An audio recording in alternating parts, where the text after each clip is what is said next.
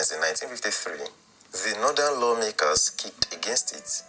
Eventually, it was ratified and April 2, 1960 was announced as Independence Day, but Prime Minister Sir Abubakar Tafawa Balewa begged for it to be postponed to October 1, 1960.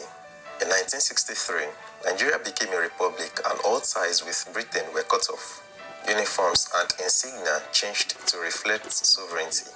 As expected, the Nigerianization of all posts began in earnest, which led the then British General Officer Commanding GOC of the Nigerian Army, Major General Sir Christopher Welby Everard, to hand over to the then Brigadier Johnson Thomas Umenakwe Aguiyi-Ironsi as the first indigenous GOC of the Nigerian Army in February 1965. Ironsi came to the limelight in 1960 when he was appointed the commander of the 5th Battalion of the Nigerian Army, which was sent to the troubled Democratic Republic of Congo, formerly Zaire, as part of the United Nations peacekeeping force. When the Austrian medical team and the relieving Nigerian soldiers were besieged by the rebels, Ironsi flew in alone in a light plane and personally negotiated their release. For this act, the Austrian government decorated him with the Riza Cruz First Class Award. Ironsi's ascension to GOC was an acrimonious affair that reflected dirty politics within Nigeria's elite class during the First Republic.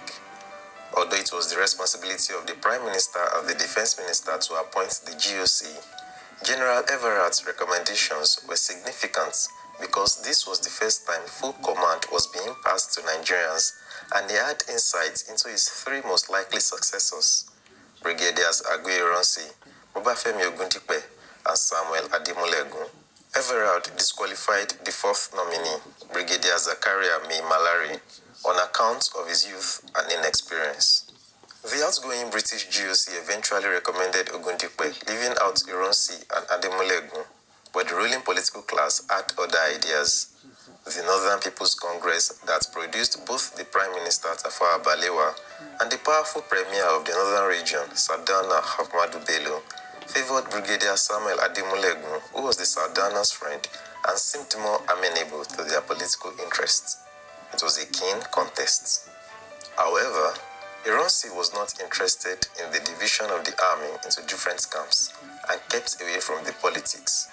That would ultimately land him the job, and probably due to his seniority, his outstanding record in the UN and Britain, where he was Nigeria's military advisor, and the overwhelming support of Ironsi's candidacy by the mainly Igbo National Convention of Nigerian Citizens, NCNC, which was the MPC's ruling partner. Although Ironsi was highly respected within the Nigerian military circle, that he was seen with utmost admiration, some members of the Nigerian army thought otherwise. Even Everard, in his recommendations, doubted Ironsi's ability to be the GOC because most of his record-breaking appointments were outside Nigeria, and thus he was out of touch with the army. Since Ironsi was too young to be retired, Everard recommended him for an overseas posting. Meanwhile, there had been rumors of an imminent coup as early as January 1965. 5 majors, led by Majors Emmanuel Ifeajuna and Cardinal Zeogu, had concluded their plans for what the plotters termed a revolutionary coup as of August 1965, which was the mass killing of top politicians and senior military officers across the country due to the loss of control of a certain part of the country and widespread corruption.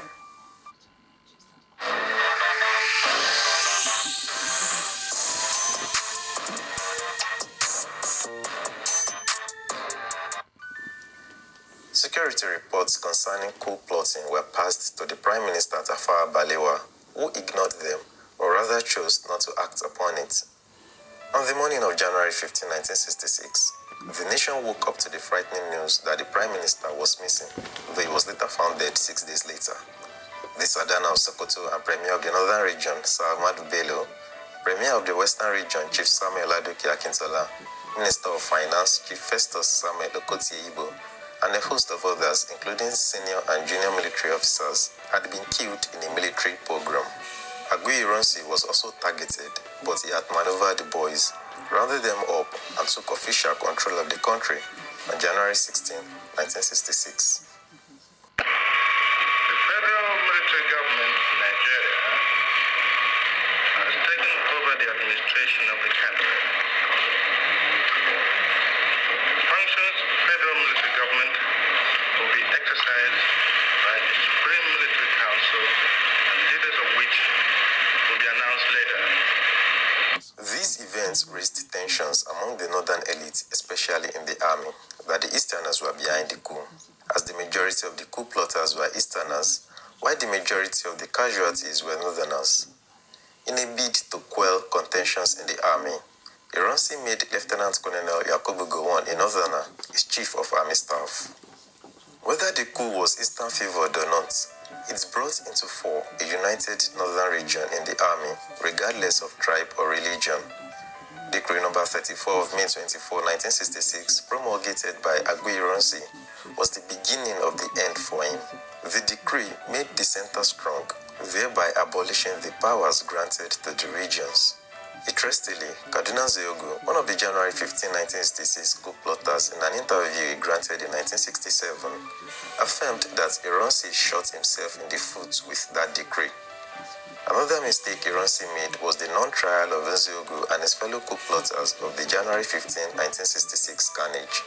This caused a massive unrest in the northern part of the country, as the Northerners had gone against the limiting regional powers as far back as 1959.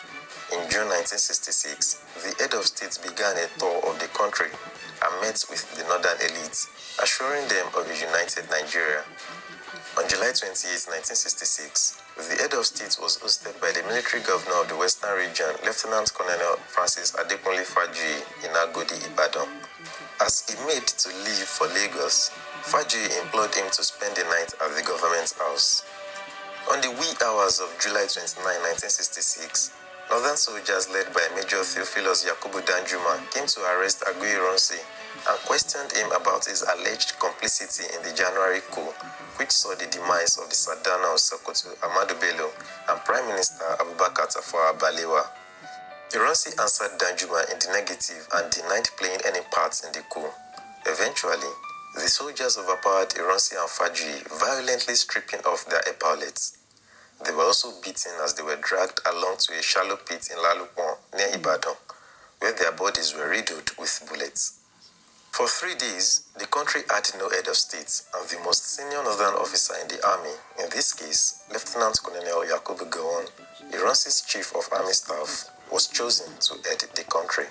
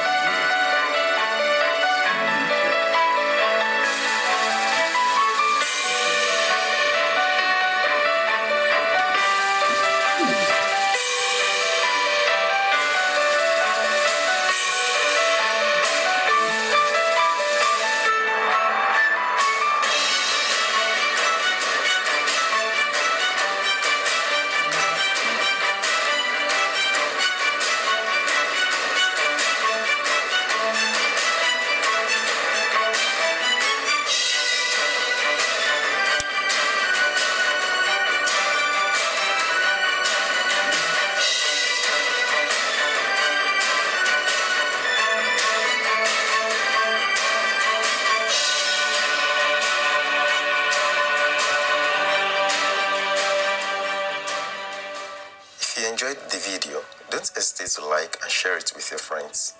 You can subscribe to our channel and turn on the notification bell to receive the latest videos as they drop. Also, don't miss our next video on why